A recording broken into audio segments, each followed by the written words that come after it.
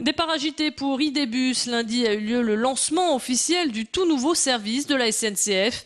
À cette occasion, les syndicats Sudrail et CGT Cheminots en ont profité pour déployer leurs banderoles. Ils dénoncent la dégradation des conditions de travail, de longs trajets sans garantie d'arrivée à heure fixe, ainsi que des conséquences sur l'environnement. Chaque jour, au départ de Lille, ces bus proposent de relier l'Angleterre, la Belgique et les Pays-Bas à des tarifs très intéressants.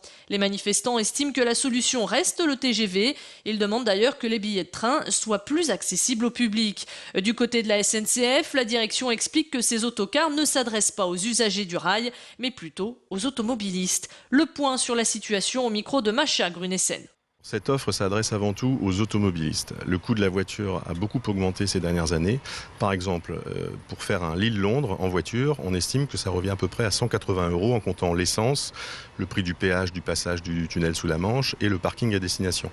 Avec Idébus, nous offrons des tarifs permanents à 39 €. La SNCF ferait mieux de se pencher justement sur la tarification de ces trains pour les rendre accessibles à tous, plutôt que de surfer sur la vague du problème de pouvoir d'achat qu'ont les Français en ce moment en faisant des bus. Et on sait qu'effectivement, les gens qui empruntent le bus, c'est uniquement pour des raisons de pouvoir d'achat et des raisons de prix.